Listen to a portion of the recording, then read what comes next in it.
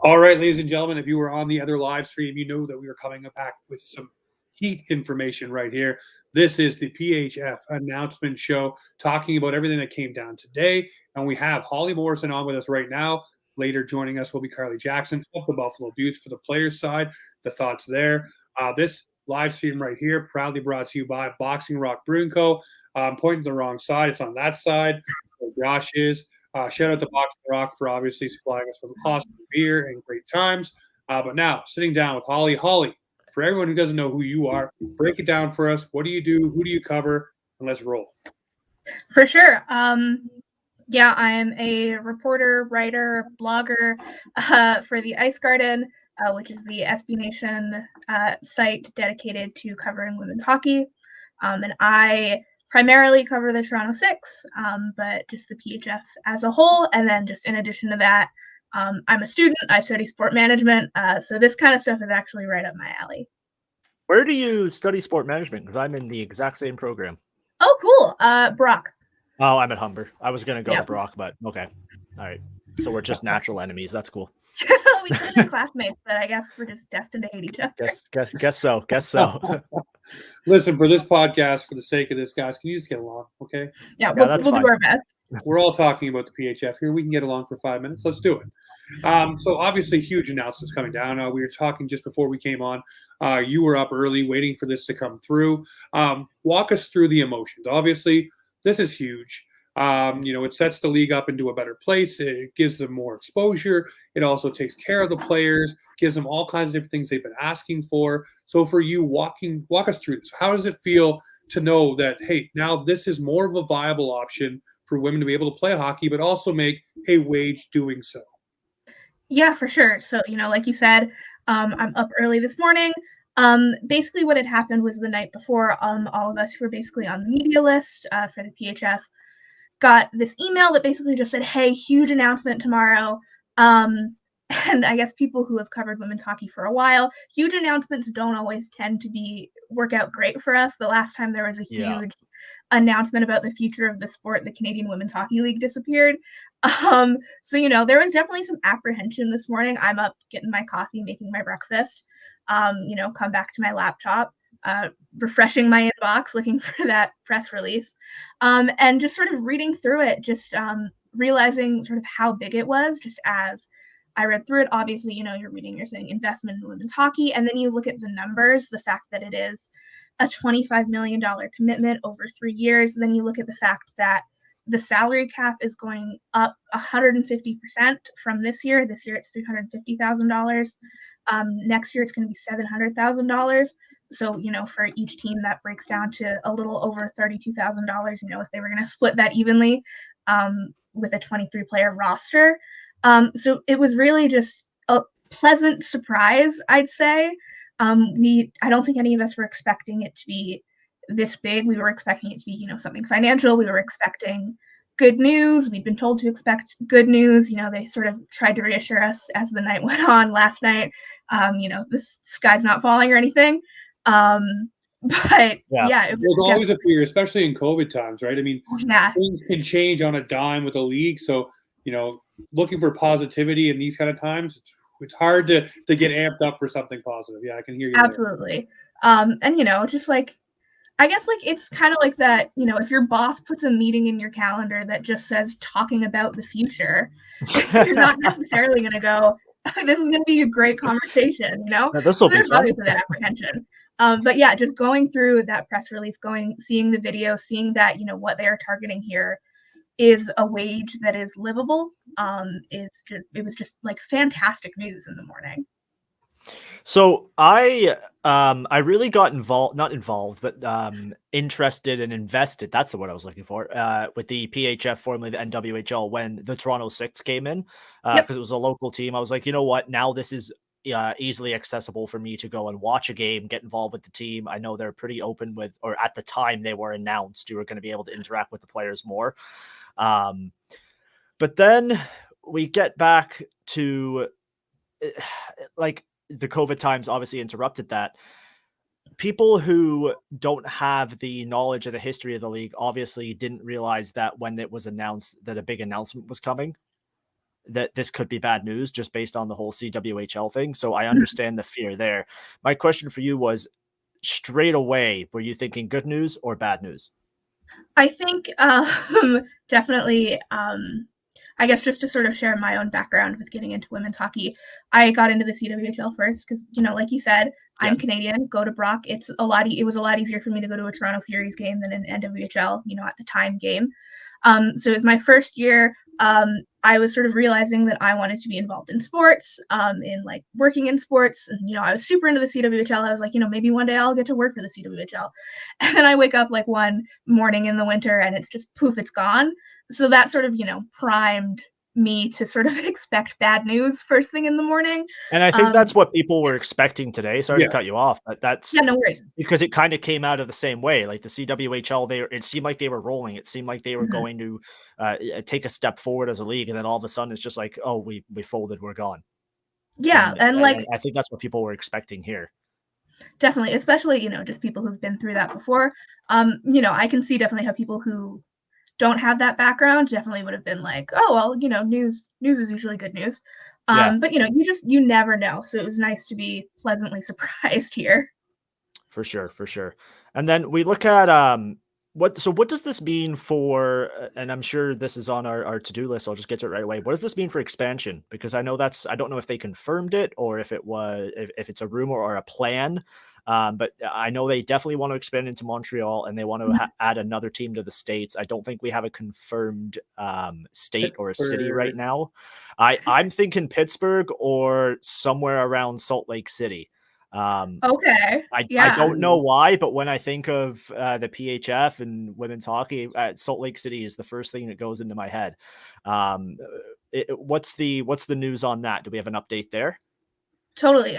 So it is confirmed. They did confirm that next season, the target, the stated goal, their plan, if everything goes right, is that next season, the 2022-23 season, there will be 8 teams. There are currently 6, and one of those new teams is going to be in Montreal. They've confirmed that. That was in the press release that we all got. And the second expansion team, their plan is to have it somewhere in the States. They haven't said where yet. The feeling sort of that I get is that it's either going to be, one of those teams that people have been asking for a long time. So we've got, Pittsburgh, maybe even DC, Salt Lake City, definitely a possibility. There's also some thinking that because the Minnesota Whitecaps are, so far away from the rest of the league, just in terms of geography, that they're going to be looking for sort of a travel partner for them. So some people were saying, a Detroit, maybe Madison. Personally, I would love to see the PHF expand into Calgary. That was a great market when the CWHL was there. Yes. It's a bit of a pipe dream right now, a little bit of a fever dream. Just because, that's a hard-ish place to get to for a lot of, especially the teams, in the New England area, and travel is still travel's a big expense. So, yeah. So obviously and sorry to take all the questions here, James. I'm really it's okay, Josh. You go right ahead. I hogged the last episode, you can hog this one. Yeah. We've had, I don't know if you were covering women's hockey when this happened, but I remember seeing it unfold live because I was actually on break in between classes when I, for some reason, was studying robotics at Sheridan. At the time, the NWHL had done this when they were still called the NWHL. They announced an expansion, and I can't remember what event it was after, but the CWHL had just done something, and all they did was tweet out a picture of a map, and it had colored in, I believe it was Toronto and Montreal. And people were like, oh, there's expansion. Oh, they're taking the limelight away from the CWHL. Is this kind of the same vibe, or does this seem more legit, especially with the investment of this $25 million? So it's definitely like a bit of a different situation. So that happened. Yeah, I was in women's hockey. That was that happened after the CWHL had folded. I believe it was like the same day or the day after where they sort of tweeted that image. And I think the commissioner at the time had announced plans. She said that we want to take over the Montreal and Toronto markets. We want to put teams in Montreal and Toronto. We want to give the players who are there, a place to play. And then that sort of got put on the back burner because so many former CWHL players, came together and formed the PWHPA. So that got put on hold. The Toronto expansion obviously has now happened, and then the Montreal expansion next year, if everything goes according to plan. So I think it wasn't like they weren't like being deceitful, and they weren't trying to steal any limelight, at least from my perspective. Just a lot of stuff happened in women's hockey and the world, where things they were just the next items on the to-do list, basically. So they're getting to them now. Okay, for sure. All right, James, go ahead, buddy. Take the show back. It's all right. It's all right, buddy. Hey, you're a co-host for a reason, right? I guess so. So we look at the announcement. We break it down piece by piece, minutia by minutia. It's good for the players, good for the teams. It's good for more players coming into the league too, as well, because now you have 2 more teams, more players can be filtered through. I want to ask you both. Obviously, we love expansion drafts. We love these kind of things. For you guys, when you look at this and say, okay, 2 new teams coming in, it's not going to dilute the product. There's so many players that are still out there that are not in this league. The question I've been trying to ask everyone today, and Holly, I think I asked you, may have asked you or Ann. Shout out to Ann Trikarsky, by the way. She's the one who hooked me up talking Love to Ann. you. Ann is awesome. She couldn't come on tonight, but she did give me the next best people, and not to say that you're the next best, but it's absolutely awesome. No, it's true. So Ann's always my go-to when I have questions. So, but you look at this and you say, okay, there's a bridge that needs to be gapped here, right? There's a bridge that needs to be built, whatever you want to call it. You need to get all of the other players on board that are not involved in the PHF right now. Does this announcement further that road and help build that bridge to bring them over and get them into this, relationship? Because I think it was the ECHL game. You saw all the players there, both brands represented, and it was great. But you're still thinking in your head, okay, great announcement today, not taking any shine away from that. But when do we get the announcement that everybody is coming to play and this is the league we're going to do it under? Because right now, the other league, and we'll call it that because right now we're focusing on the PHF. We'll call it the other league, the Evil Telecom, whatever you want to do. They're doing their thing, and they have some big names behind them. But if they brought all of those resources and everybody brought it together, it could be something so much bigger. And I think we need to get to that place. Does today's announcement help move it in that direction, or does it keep the divide separate because now both entities have money, both entities have sponsors, both entities have deals in different places where they can keep themselves viable and rolling? I think there is sort of a tendency to overstate the divide between the two sides here, because you look at the players in the PW and the PHF, and a lot of them are friends. Some of them went to college together, some of them are dating each other. They're they don't hate each other. I'm sure there are people within those organizations who don't get along, just like there is in any organization. Anywhere, but I think what the divide is, at least from my perspective, and when I look at the history of, going all the way back to the CWHL, which the PWHPA was sort of born out of, there was that divide initially because the two sides sort of disagreed on how to do hockey, basically. The NWHL at the time wanted, they operated on a for-profit model. The CWHL operated on a not-for-profit model. They were a 401c. So they had just this disagreement about how to do hockey and how to do specifically at the time women's hockey. And I guess that's sort of where that comes from. There's also definitely, history with the early days of the NWHL with players, leaving, coming back, players, going between the PHF and the PWHPA. That definitely exists, and not to say that it doesn't exist. But I'm sure there are a lot of players within the PHF, within the PWHPA, players coming out of college, players who are overseas, who really all they want is a place to play hockey. They just want to play. So it is, where, they're thinking, where can I get a roster spot? Where can I get ice time? And for some people, that opportunity right now exists in the PWHPA. For some people, that exists in the PHF. For some people, that exists overseas. But I definitely do think that today's announcement will draw players, into the PHF, maybe players who, certainly one thing that I like to look at when looking at the expansion of the PHF is players coming out of college, players coming out of Canadian University, players who would have hung up their skates at the end of their college career. Those players now have a chance to make a wage playing professional hockey.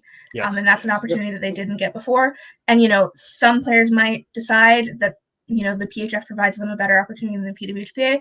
The same thing might happen with like an SDHL player or, a player in the Russian league, a player playing over in China. Those are all things that are possible. And I think at the end of the day, because the wages in all of the leagues still aren't, they're definitely not NHL level. And they're really not the level where you can ask anyone to relocate. I don't think we're seeing trades anytime soon in this league. I just think that at this point, it is just such a personal decision for every player where they continue their career. Yeah, for sure. Like, definitely the battle between the two leagues is, I think it's holding women's hockey back. Because if they just work together and use both the resources they have, you could form this one ultra league, and you would have everything. I think there's like a tendency to sort of think that. I think I certainly don't mind like there being two separate leagues in women's hockey. I think it was fine when the CWHL and the NWHL, were hanging out, not necessarily sharing resources. I think, and we have multiple leagues in men's hockey. We have multiple leagues, in other countries.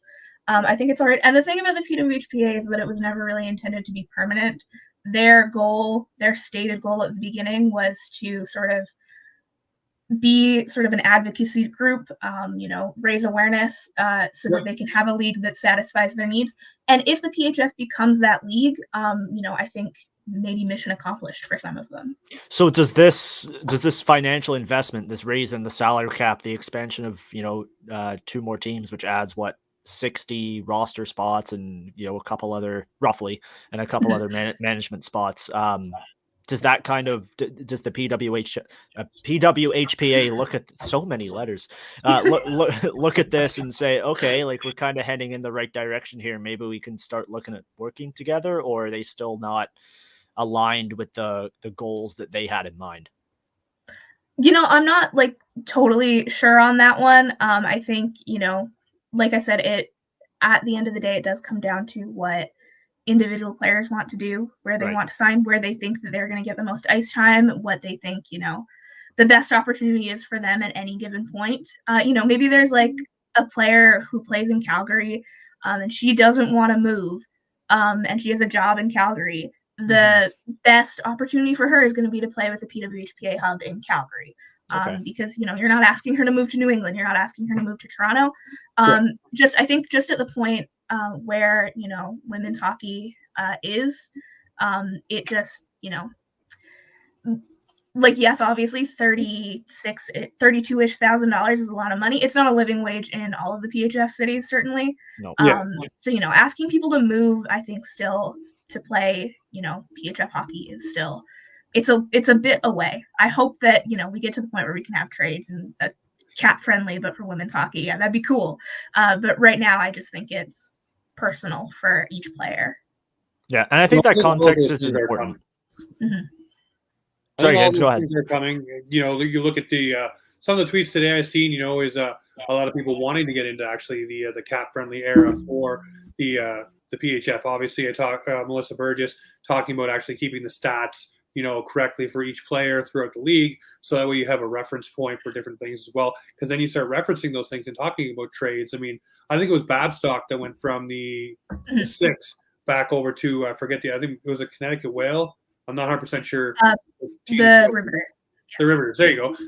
So there wasn't a trade per se, but they did allow her to go over there. So to be more comfortable, I guess, to be in an area where she lived and different things like that. Yeah. But I want to be able to see those things happen in a more grandiose stage. When the draft happened a couple of years ago, when they had all the different presenters, I mean, I was front and center for that one. It was absolutely awesome. Got to talk to a lot of different people that were going in through that. That's when Carly Jackson came in. It was awesome to see the presenters, and everybody was into it. Everybody was excited. I want that momentum to keep going. And today's announcement allows that to happen. For you, though, I mean, with everything that is growing, there is always growing pains. There's always problems. There's always issues. One thing that I kept seeing today, and I don't know if this is true because I'm not in, the behind the scenes. I don't get to cover it as much as I would like to. Obviously working full time, dad, the whole 9 yards. I get to see and ask the questions that, are in the forefront. But I've seen a lot of people talking about, hey, the teams didn't know, the players didn't know, the announcement was basically given to everyone at the same time. Now, with today's announcement, do you think that might have been, relayed to the teams and different things beforehand? Maybe they want to just capture the entire excitement of everyone at once and encapsulate it. Hey, the teams found out, players found out, everybody found out at once. This is amazing for everybody to open the present all together. Do you think that is one gap that is missing? I don't want to, again, we're not taking no shine off it, but this is a league that is growing. So obviously you need to take the proper steps to grow different things and bring things along properly. So would communication be one thing you think the PHF definitely needs to hammer down a little bit more amongst their own ranks? And obviously with media folks like yourself, because I mean, the media contingency is only going to grow. The scrutiny and the coverage is only going to grow as well. So you have to do every step properly, and you can't misstep when you're growing because everybody will call you on it. Because of course, everybody is used to calling all of the bigger leagues that have all of these things in place. So they're going to say you misstepped here, misstepped there. So when you look at it, what do you think the PHF has to do to grow to those next levels to make it so those things aren't missed? And everybody's in the know and people get the information they're craving, because it's going to start and it's going to be a wave of people wanting to know each and every player, each and every team, and what's happening on any given game day. Yeah, absolutely. I think communication has been something that even like since the beginning, communication and transparency have been things that this league has struggled with. In the early days, there were a lot of questions about, where money was coming from and where, there was the event where, they tried to raise salaries in their second season and then they were sort of slashed. Obviously that was a long time ago, but there wasn't a whole lot of communication and transparency about where that money came from, where it went, what was going on. So they want to avoid making a mistake like that again. They want to be more clear and more transparent in their communications. And I think with the players and, the Players Association even, they really did learn about this at the same time that we did. And I think them learning about it at the same time that we did in and of itself isn't the worst thing, but I think the fact that the announcement was announced last night and then there were players and not just players, but like team employees, team employees, like fairly high ranking team employees who, you would think would know this kind of thing, who had no idea about it, who knew exactly as much as we did. I think what ended up happening was there was a lot of people panicking about, their futures. Obviously, players might have started to think the worst, like, oh my gosh, do I have a team still? Mm-hmm. So, you definitely want to have better internal communication, better external communication, more transparency. And I think this time around there is more transparency than there has been in the past. We know where this money is coming from. It's coming from the Board of Governors. It is coming from ownership. We know the names of the people who are putting up this money. So that transparency definitely, has improved, but communication on the whole, I think definitely needs to improve. And not just with things like finances. There was a situation in Toronto. I covered Toronto. We had Michaela Kava for a while on the roster. Fantastic player. But she went back to her club in China. She plays for KRS. And what hadn't really been communicated to fans, what had sort of been like slightly communicated and like hinted at to me, was that Michaela Cabo was on loan. She was only allowed to play for the Six until January, I think it was 14th or 15th. But we didn't know that until after she left. Yeah. So that kind of communication I think is important. Or even like telling us, there have been players who've like sat out games and we've all been like, what's going on? And not finding out until maybe a couple months later that they had been injured or something. Just like a communication with that kind of thing, I think brings you into sort of, more professional, basically, Yeah. I thought at the end of the whole like bubble saga, they got a new firm to kind of do all their communications for them. Did that not fall through, or is it just... There were, I know, I don't want to like name any names or anything, but there were definitely like new hires. There was restructuring of things. Yeah. But I also think, what the PHF needs to do, they're getting all this money, increasing benefits and salaries for players. Fantastic, amazing. Make sure that league employees have the same kind of thing. Make sure that league employees don't have to work two jobs so that they can put their full energy and focus into this. What it boils down to for me is give people the tools and resources they need to succeed. So I think the league definitely needs to give more attention to communication and give that communications team the resources that they need to succeed, and That's very well however said. that I shakes out. agree with that. Otherwise, it's just gonna look like a hot mess, I guess. Kind of like A little bit, yeah. Yeah. It makes things look shadier than they are sometimes. Yeah. Yeah. Like it's like why like why are you hiding this? Why are you hiding this? Oh, we just forgot to tweet it. Yeah, If we it- just, Yeah. or the Michaela Kava thing, it was like, I'm sure it wasn't, there was no malice behind that. Yeah. It was just something that never got communicated, and it was something that, I certainly didn't think to ask explicitly, is Michaela Kava alone? Because that was just not something that I had thought about. In having conversations with her, I knew that the plan was always for her to go back to China. But, never knew when, never knew that it was, alone, never knew that there was a timeline on it. So just like even just in the press release when she signed, just saying like, and she has to leave on the 15th. Just that kind of stuff. I was kind of surprised because I know Samantha Ridgewell just left the Six as well, and the tweet was just due to contract obligations. I was like, what? Kava was due to contract obligations. From what I have sort of gathered, and could be wrong, Ridgewell didn't have a standing contract with another team. Elaine Truly's just been playing so phenomenal and standing on her head that Ridgewell wasn't really getting a whole lot of ice time. She just wasn't playing games, so she just she wanted to go somewhere where she could be a starter. Yeah, I was able to interview her once, so I have a little bit of a soft spot for her. I was hoping she did well, but when I saw she was leaving, I was like, well. Can't blame him for starting Elaine Truly. She's on fire. No, 100%. Toronto 6, first place. Can't go wrong there. Well, another question I want to ask you, obviously, in covering the PHF, obviously here, I want to ask you about Ty. Comes in, does a great job. Things are trending in the right direction, obviously. For you, what do you look at for the leadership there and where things are going and what's next? Yeah, I think Ty has done, a very good job taking the league from what it was to what it is now. There have been, significant changes. The biggest being that they sort of went from a single entity model, where the league owns and controls, owns, operates all the teams, to sort of a joint venture model where each team has, a private ownership group. So there's a group in Toronto that owns the Toronto Six. The Boytons are involved, that kind of thing. So that I think has been the biggest thing that Ty has done here. And obviously looking to expand.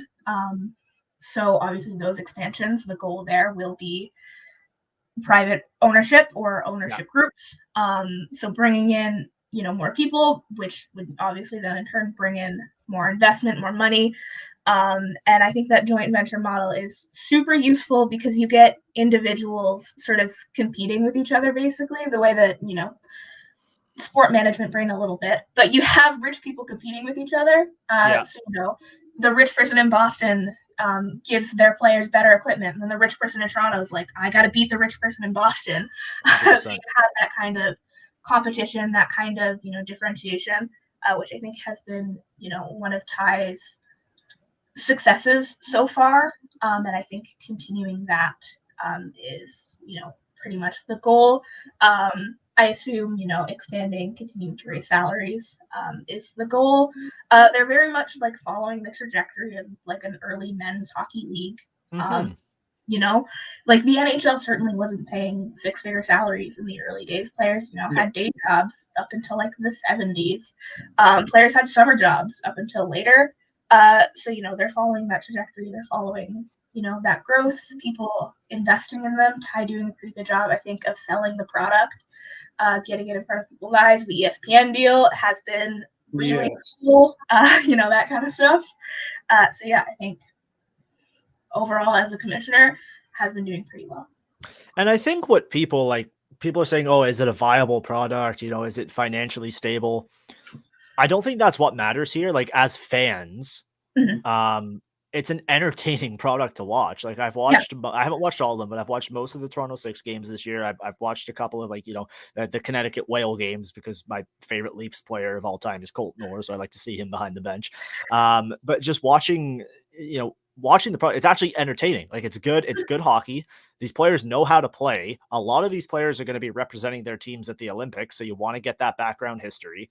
And know who you're watching on the the grandest stage or whatever, and it's fun, and you feel closer to the teams because it's not. I don't want to say it's a small league, but it's a close community of people that watch it. And I know in the bubble they had those whole Twitch streams, and watching on those those Twitch streams and just seeing everybody in the chat connecting with each other, being like, oh, what an awesome goal, or what an awesome opportunity, or hey, watching from Finland, and then someone's like, oh, I'm watching from Slovakia. It's like, that was awesome to see. And then we had people in the chat just gifting away, I don't know what they call it on Twitch, but pretty much like subscriptions so that people can donate emotes or whatever they do on Twitch.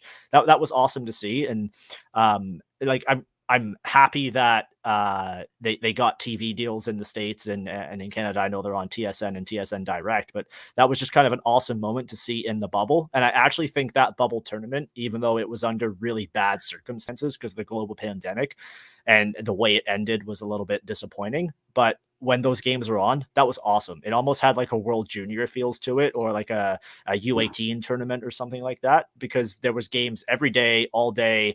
Everybody got, what was the Zamboni driver's name? Like everyone got behind. Was it Frank, the Zamboni driver or something? I can't remember his name, but he was Aaron, yeah, I think. Yeah, something like that. It was Aaron. Yeah, everyone got behind him. Like it was great to see. And I actually think that helped the league more than it hurt them in the long run, just from the fans' point of view. Maybe from investors, like, oh, you can do a bubble. But from a fan point of view, I was like, oh, I really want to see this. And then when they started it back up, I'm like, oh, I want to see the semifinals. I want to see how my team finishes. And then it didn't end well for the Toronto Six. But, the finals were great. And, I think they've done a really, really good job. And just hearing this announcement has been what's the word I'm looking for? It's been great to see as a fan of the league that they're actually making progress, and it wasn't a step back, but a massive, like 2, 3, 4 steps forward, that $25 million is going to be invested into this product in the next 3 years, which you and I both know as sport management students, that's a lot of money. Yeah, I think what stands out to me the most here is, because certainly there were people on Twitter today who were like, how are you going to do 2 expansion teams in the middle of a pandemic? Who is getting this money in the middle of a pandemic? But they've already done one. Done one. And I think, what we've seen over the pandemic is that every sports league experienced maybe like depreciation. They lost money, lost investors, except for women's sports. Women's sports experienced exponential growth. The WNBA did, women's soccer.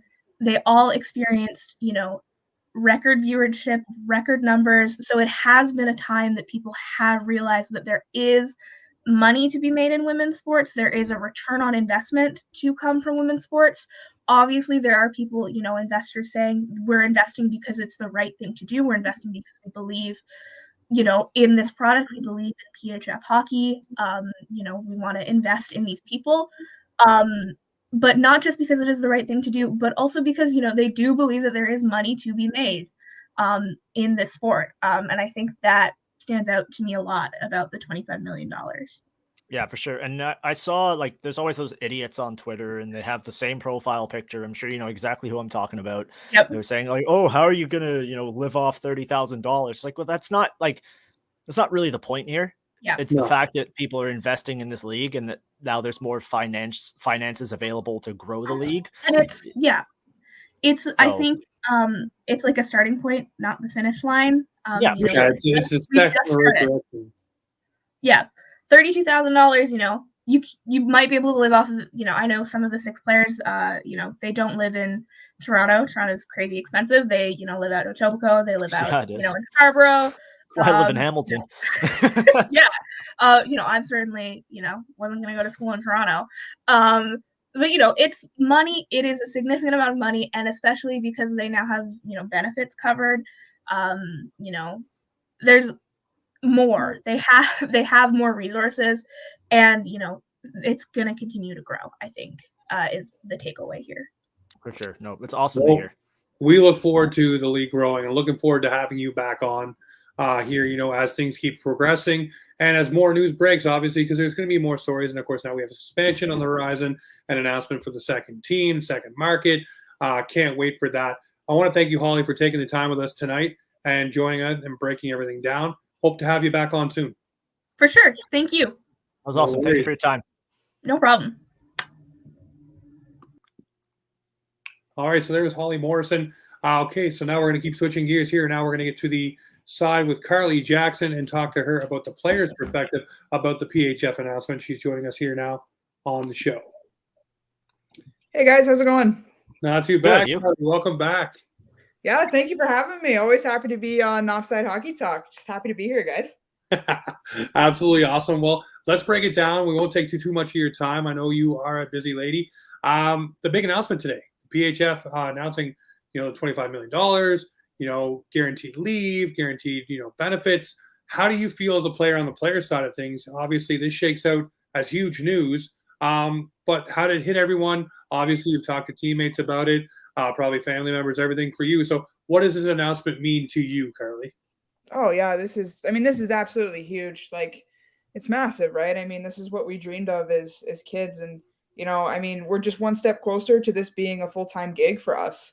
And this is something I think, we've been pushing for a long time, and there's many who have come before me who have built this league and built the reputation of women's ice hockey. So now to finally see some more benefits to that, and seeing this huge investment, I'm just really excited to see, the improvement of just individual situations for players, not having to have extra jobs or part-time or full-time gigs on the side, and really just being able to focus on our hockey careers. And, as a fan, I'm just really excited to see what the product is, how the product is going to improve, because us as players, even today we had skills with the Buttes, and you could just feel the energy. Like, it was fun and it was exciting, and there was just something different in the air, because we're just seeing that growth of the game, and it's tangible, and we're part of that, and it's right in front of our faces. So just feeling that energy and feeling that excitement is just super fun to be a part of. And then I'm just really excited to see how the league is going to grow and how the development of the players is really going to improve now that we can make this a full-time gig.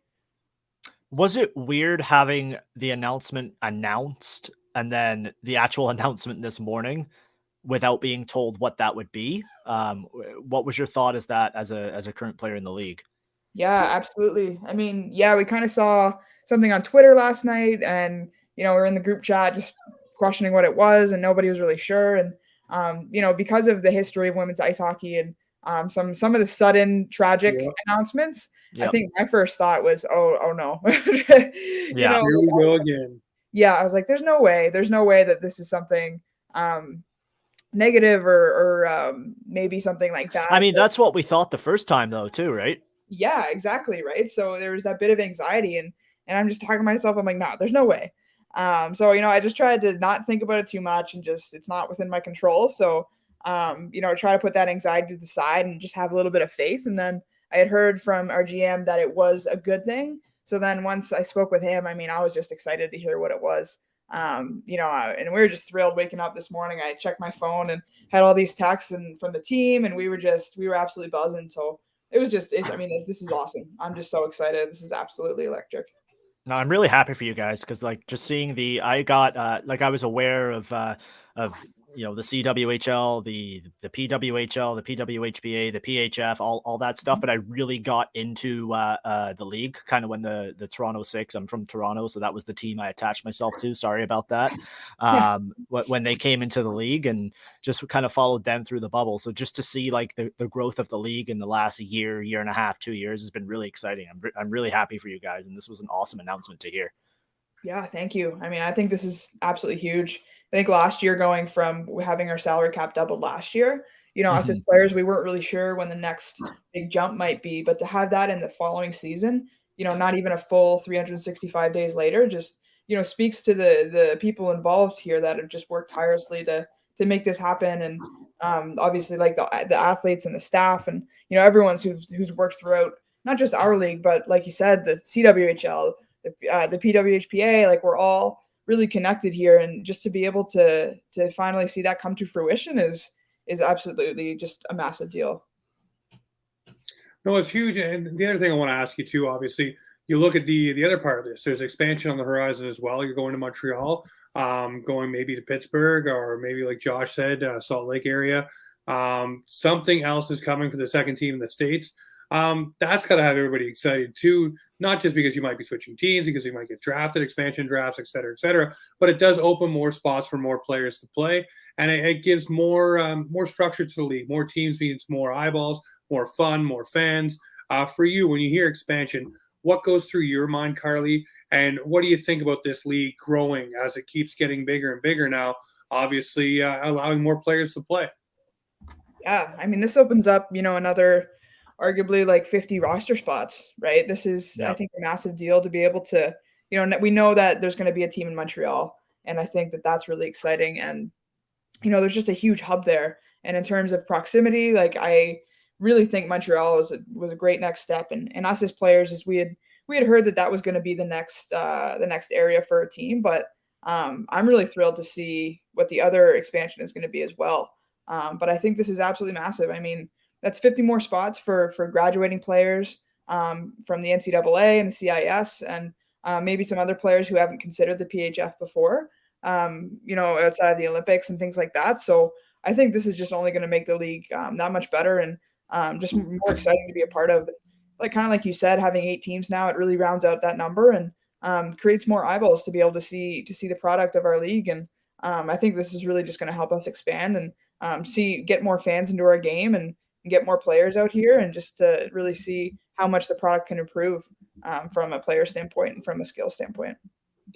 What's the other things that you want to see? Obviously, the PHF is growing, so there's lots of different growing pains and things that they are going through to take themselves to the next level.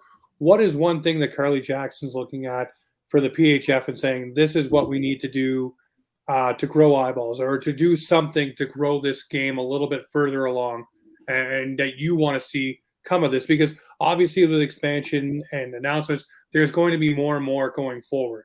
Mm-hmm. So what is one thing that you're looking forward to seeing, or you want to see in rather short order? I think something that the league has done very well so far, and that I think will continue to not only improve, but to reach more people and to really grasp a great audience is being engaged with fans.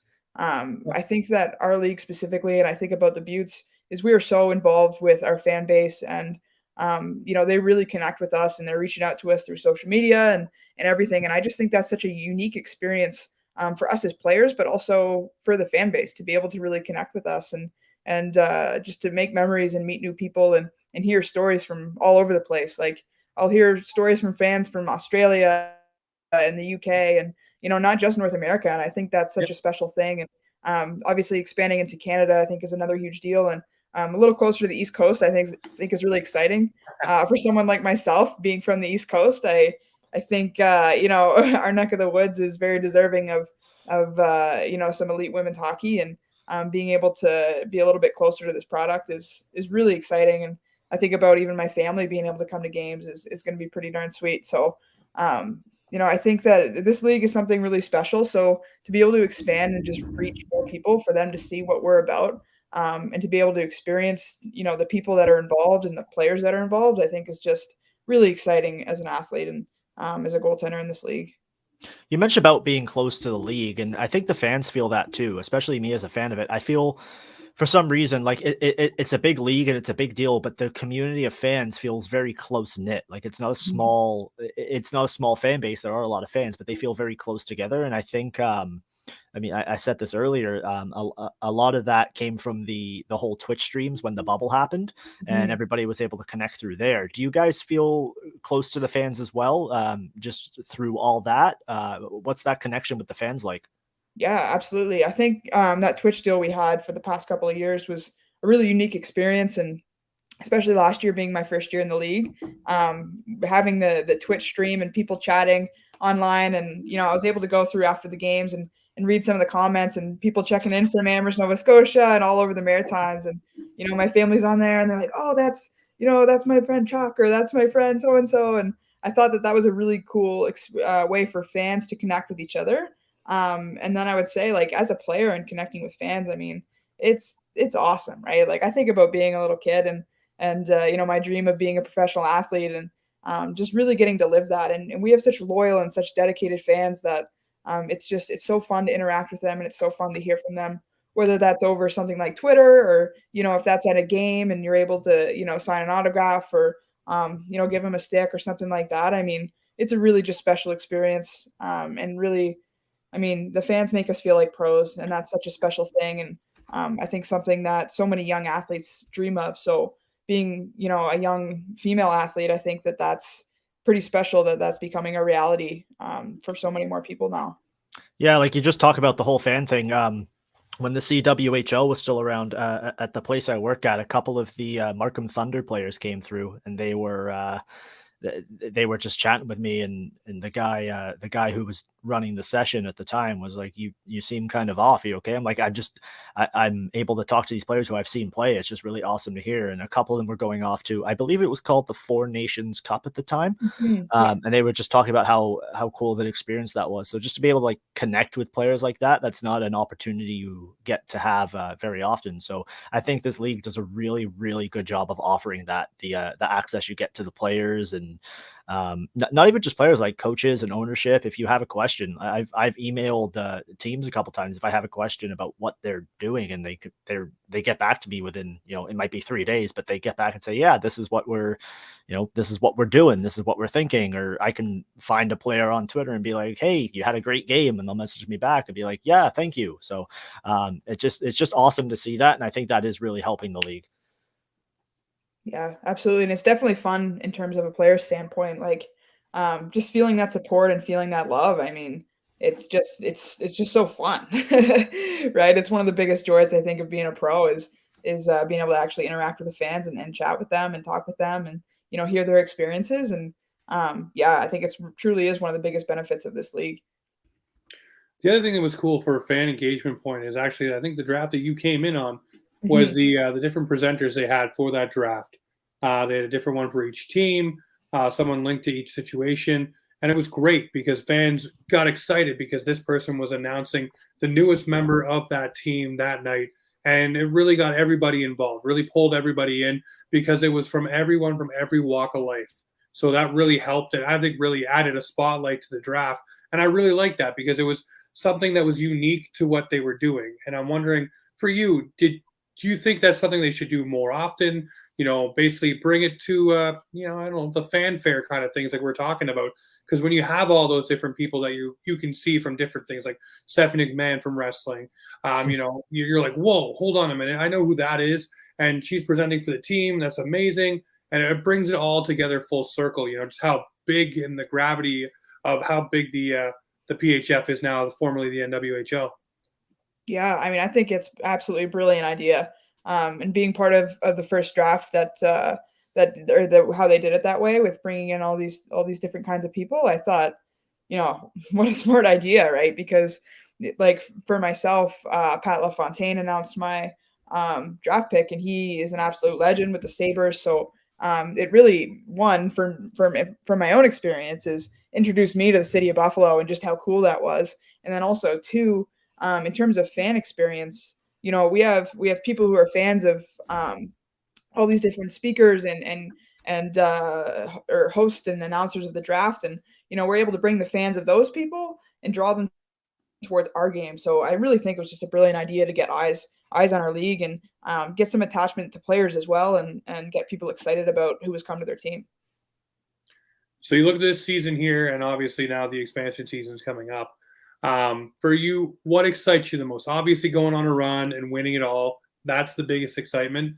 But what excites you now? Obviously we got this new deal in place, big announcements coming, and there's going to be more, because this is just the tip of the iceberg, because now you have two teams coming in. There's going to be more announcements there. Different things will be happening. Obviously more ways for fans to engage like we're talking about. But what are you looking forward to the most? I'm excited for, as a player, as kind of the expansion of resources for us as athletes.